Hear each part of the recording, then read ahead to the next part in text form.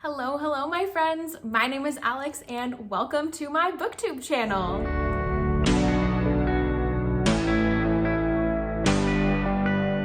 I am really glad you decided to stop by today because we are going to be doing something that I am really excited about, and that is my 2022 book awards. So I have already done my video for my top 7 reads of 2022. You can find that linked up in one of the corners if you would like to watch that first. Those are my absolute top favorite books that I read in the year of 2022. But my favorite podcast, the Bibliovert podcast, every year does an award show for the books that they've read throughout the year and gives out different awards for different categories.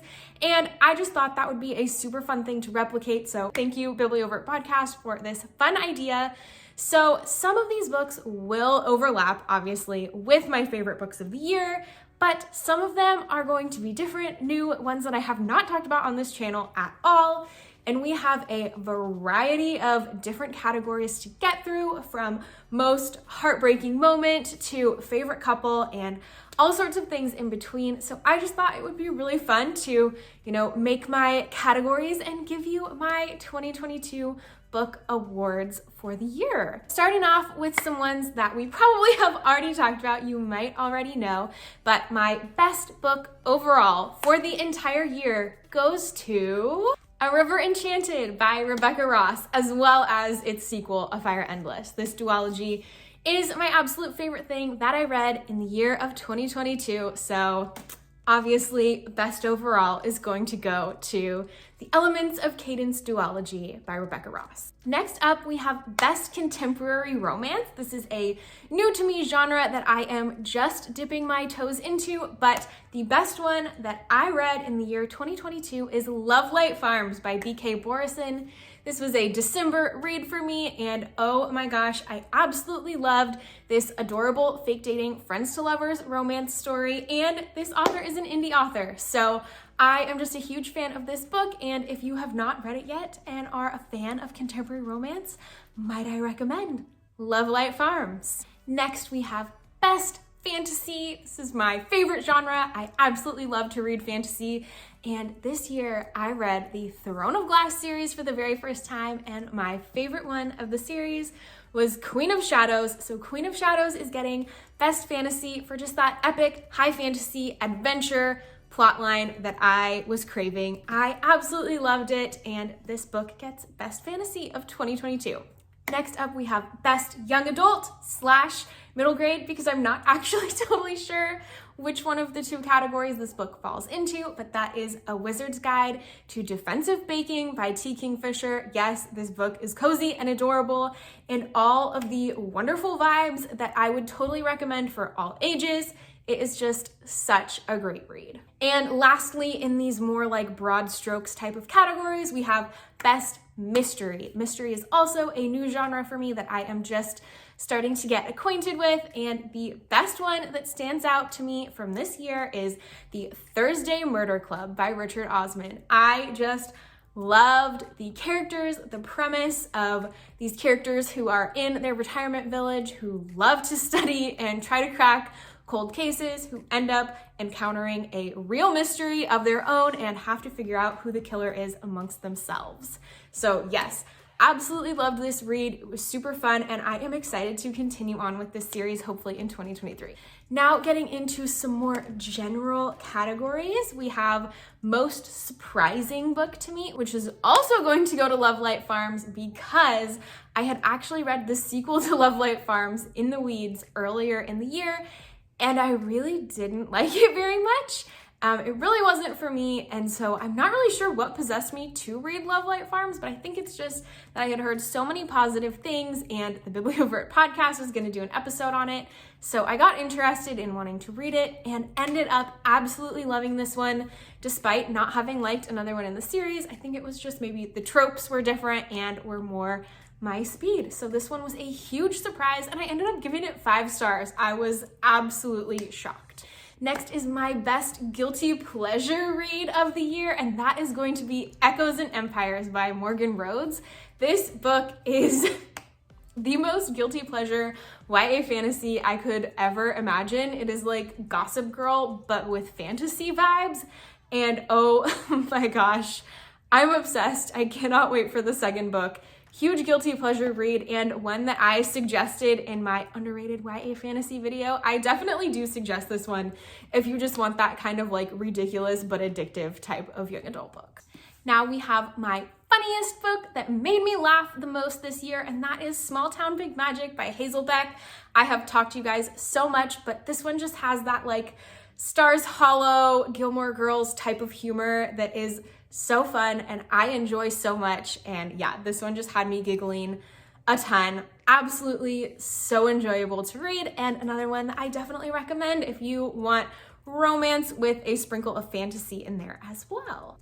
For the category of Best Standalone Book, we have Spells for Forgetting by Adrienne Young. You guys know I really loved this book. It was such a good time, and I just felt like the story was so well-rounded and concluded, and I absolutely adored this one as a fun, standalone, contemporary romance, magical realism, fantasy, mystery, all the things. This is the one. I loved it. The next two categories I'm going to talk about are the books that made me cry for two different reasons. First, the most heartwarming moment that made me sob because I was so happy and just so overwhelmed with emotion, and that happened in Empire of Storms by Sarah J. Maas. If you know, you know. I will not spoil it for anyone, but there is a reunion moment between characters in this book that had me absolutely sobbing. It was just everything I wanted and needed, and my heart could not handle it. So yes, Empire of Storms gets the most heartwarming moment.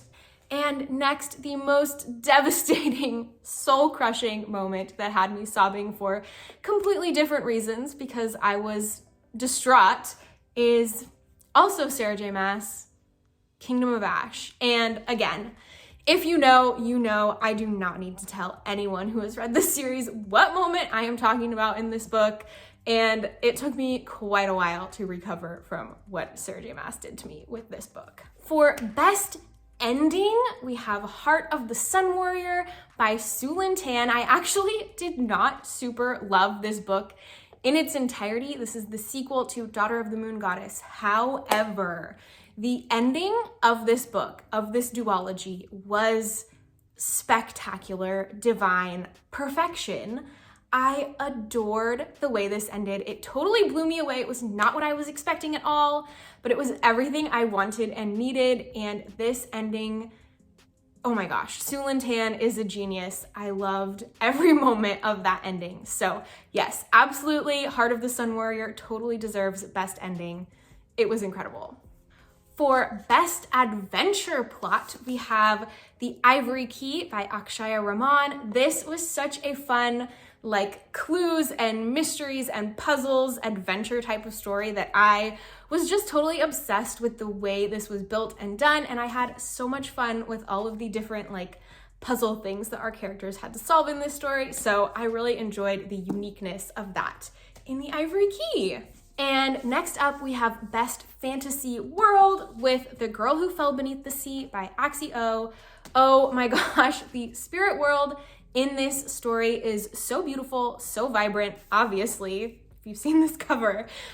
This world is just so interesting. I really loved the imagery, and just being immersed in this world was so much fun. So yes, Best Fantasy World is definitely the spirit realm in The Girl Who Fell Beneath the Sea. Now moving on to more character-focused categories, starting off with my favorite main character, which I have already talked about, and that is Raybear. Our main character, Tari Sai, is absolutely my favorite main character that I read this year, probably because I felt very connected to her, and I assume she's probably an Enneagram 1 like myself. I just really felt for her and adored her in this book.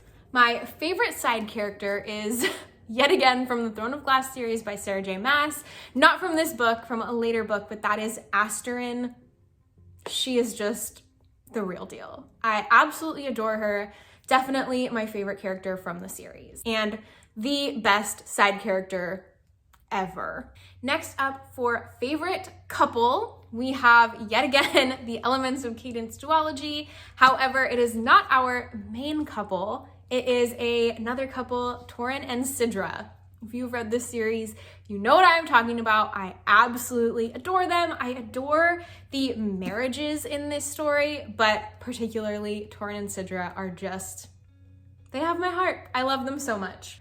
For favorite Platonic pairing, we have Saint by Adrienne Young with Saint and Clove. I loved exploring their friendship and their relationship in this story. It was definitely my favorite part of this book, even though the book is probably written for the romance. I absolutely adored watching their friendship in this book. So Saint and Clove are my favorite friends. Now for the last category we have, the last one I'm going to talk to you about in this video is Best Villain. And that yet again goes to Throne of Glass. I cannot name the villain because, again, if you know, you know. And these books threw me for a loop. And with something that happens at the end of book 4, Queen of Shadows, and then something that happens again during Tower of Dawn and the later books.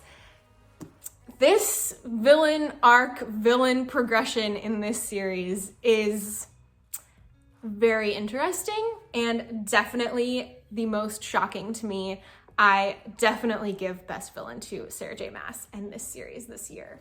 Please let me know down below what book you would choose for any of these categories. I would love to know, and any suggested categories that you would love me to add in.